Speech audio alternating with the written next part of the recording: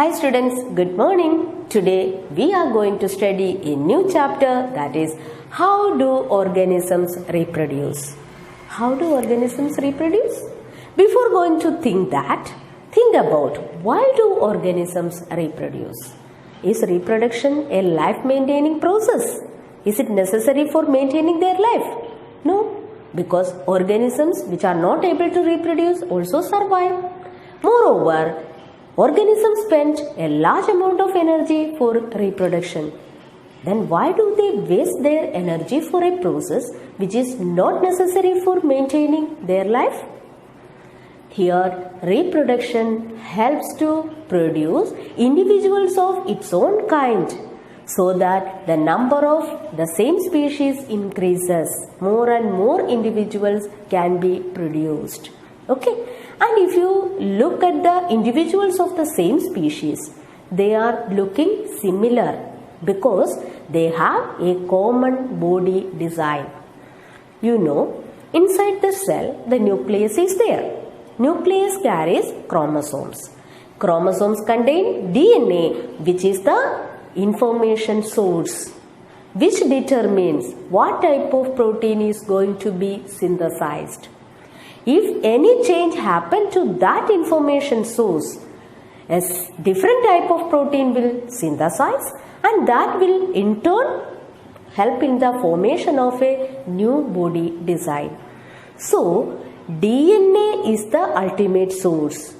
So, in reproduction, the basic event is creation of the DNA copy, duplication of the DNA.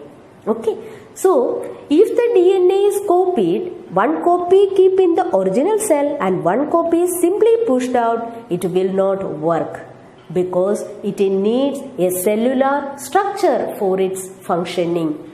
So, the creation of DNA copying followed by synthesis of a new cellular apparatus happens during reproduction. And these two cells, now two new cells are formed. These two new cells are looking similar, but they are not identical because no biochemical reaction is 100% accurate. Small changes may happen. Okay, during this DNA copying also some small changes occur there. It will keep on accumulating generation after generation, and that results in the formation of a new species. These changes are known as variation, and this variation ultimately helps in evolution. This is the case of small changes. But if the changes are so drastic, if the new one is entirely different from the original one, that cannot live, it will simply die. Okay? And is this variation good or bad? Is it essential? Yes. This type of variations are very essential for living in a particular environment. You know, all organisms are adapted to their environment. And if something happens to the environment suddenly, the organisms cannot adjust with that environment and they will die. Okay, but if any organism have some variations, then they can survive. For example, suppose if a colony of bacteria living in a temperate water, and if suddenly the temperature increases by global warming or something, most of the bacteria will die because they cannot survive in that high temperature. But those bacteria which have some variations and they can adjust with the high temperature, they will survive.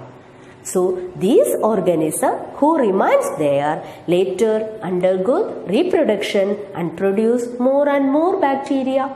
So, the species will be there.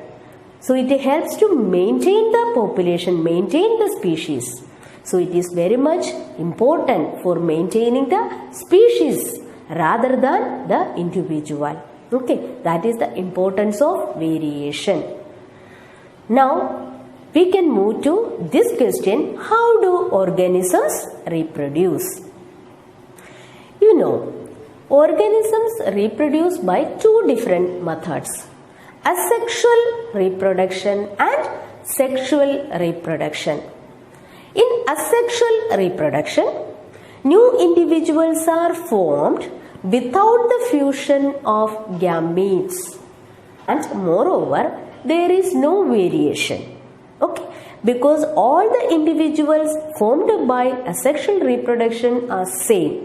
That means there is no variation. Since there is no variation, there is no evolution also. It does not support evolution. Okay, that is about the asexual reproduction. Now we can study the different methods by which organisms reproduce. First asexual, later sexual reproduction. And the different methods are fission, fragmentation, regeneration, budding, spore formation and vegetative propagation. Okay, these are some of the methods used by organisms with a simple cellular organization. First one is fission. The word meaning of fission is division. This type of reproduction can be seen normally in bacteria, protozoans, etc. Based on the number of daughter organisms produced, there are two types of fission: binary fission and multiple fission. In binary fission, a single organism produces two daughter organisms. For example, amoeba. In the case of amoeba, first the nucleus divides. It is followed by the division of cytoplasm. And there is no particular orientation. It takes place in any plane. But in the case of Leishmania, the fission takes place in a particular orientation. Okay. And in the case of malarial parasite, Plasmodium, it can produce large number of organisms at a single time. And here, during unfavorable condition, a very thick cover formed around its body. And inside, the nucleus undergo continuous division and produce as many pieces as possible. Later, the cytoplasm divides and accumulates around each nuclei. When the condition becomes favorable, the outer cover breaks and the daughter organisms comes out. And this is multiple fission. A single organism produces large number of organisms. And it is a parasitic adaptation also, because it can produce large number of organisms inside the host body through this method. Okay, that is about fission. The second one is fragmentation. It is common in simple multicellular organisms. For example, Spirogyra. Upon maturation, Spirogyra divides into many pieces and each piece later develops into new organism. Okay. This is not possible in the case of higher multicellular organisms, because multicellular organism is not a simple collection of cells. There are well organized tissues and organs, and each function is performed by different types of tissues. So, the cell by cell division is not possible. So, in such organisms, they follow another complex mechanism for reproduction. Here, a type of cell is there which is capable of proliferating and produce new types of cells, all types of cells. Okay, that is another method.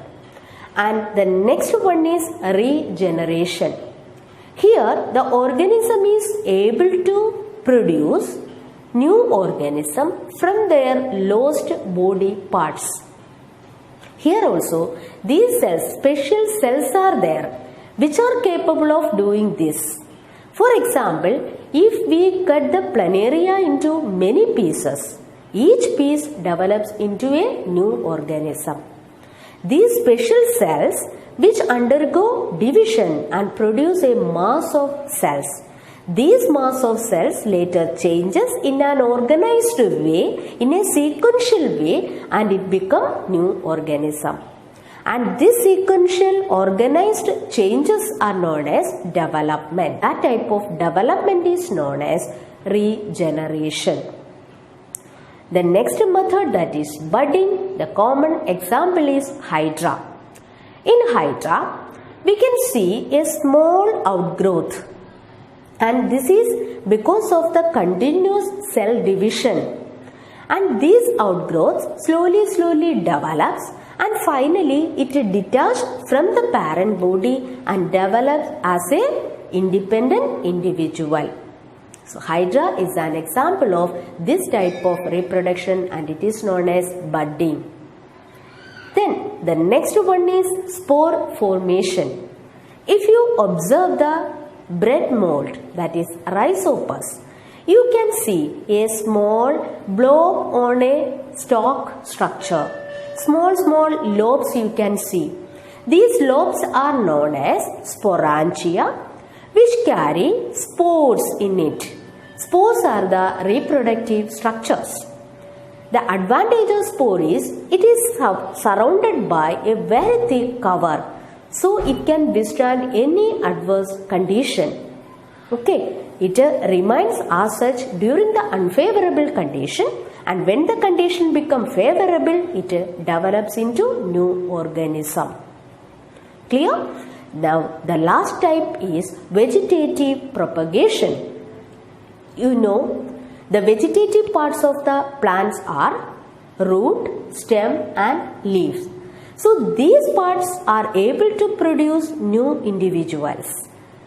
Here it is very much applicable in layering and grafting. Vegetative propagation is very much advantageous because those plants produced by vegetative propagation bear flowers and fruits earlier than those produced from seeds.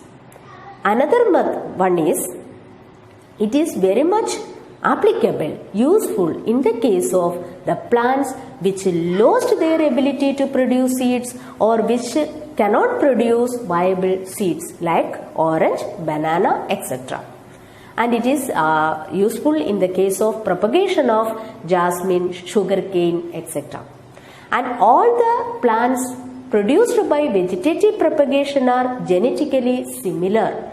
So, similar type of individuals can be produced through vegetative propagation. One plant you know, that is Bryophyllum. It produces new plant through its leaf buds. Some small buds arise from the leaf margins. Later it develops into new plant. That is all about the asexual modes of reproduction. In all these cases, a single individual is involved and there is no fusion of gametes also. So it is known as asexual mode of reproduction. In the next class, we will study the sexual reproduction. Okay.